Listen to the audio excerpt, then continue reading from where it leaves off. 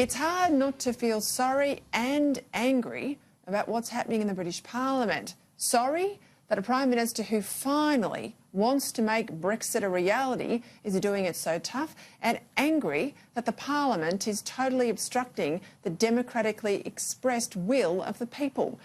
Whatever your view on Brexit, as you know, I supported it from the outset, whatever your view, there was a referendum, the biggest vote in British history, and the people's choice, 52% to 48%, was to leave the European Union, despite a ferocious and indeed dishonest campaign by the establishment to stay. But because the establishment lost out, they've now done everything they can to thwart the people's decision becoming a reality, and done everything they can to engineer another vote in the hope they get the decision they wanted all along. Now, that's not how democracy works or should work, if we even want to call it democracy at all. You don't get to keep forcing the people to vote until you get the outcome you want.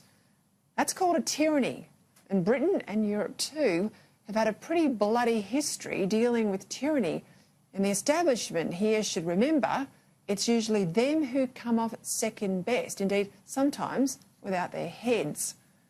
We all know that Theresa May's government first said that no deal was better than a bad deal.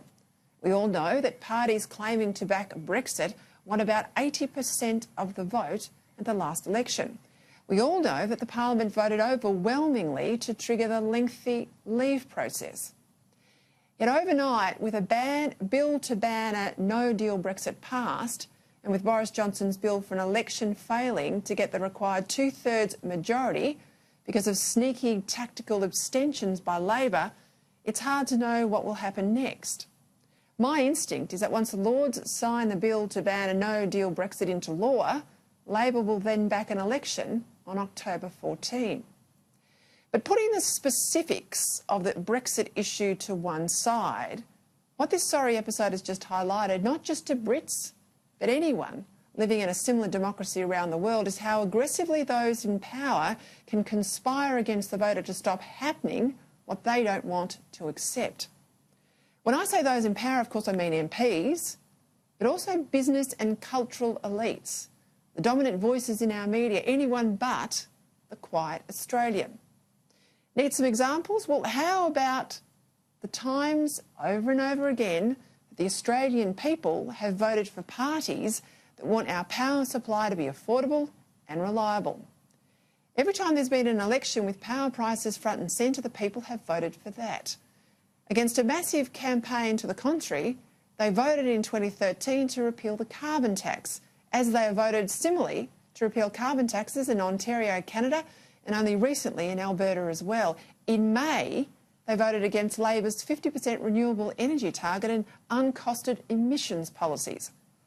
But even with these pro-energy results, how often have state Labor governments been elected promising, say, better schools and hospitals, only once elected to legislate for 50% unreliable and expensive renewable power, or other things that people never had a say in, like changes to gender laws?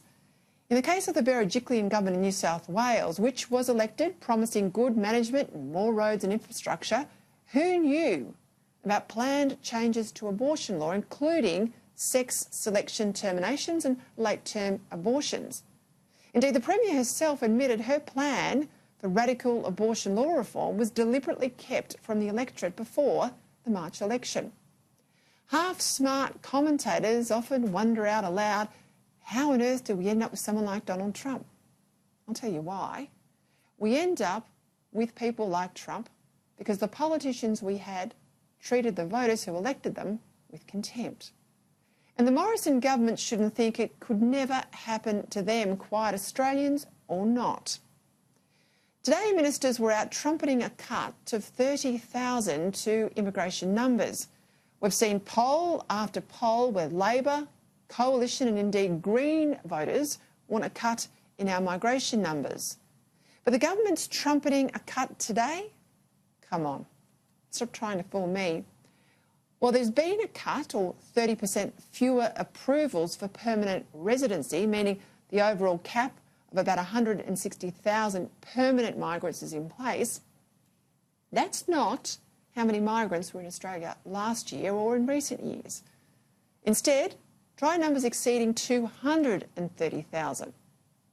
That's because the only number here that matters is net overseas migration, which means everyone coming in for more than 12 months at a time and who therefore need a house, a job, and who add to traffic congestion in our big cities. Net overseas migration, the only number that counts, last year and in recent years has been at near record levels. The lessons for us in Australia on Brexit aren't how the people of Britain eventually exit the EU or not. It's what happens to once great democracies when the establishment conspires to treat democracy with contempt. And this is why we all need to watch what's happening offshore closely and learn the lessons to fight back here at home.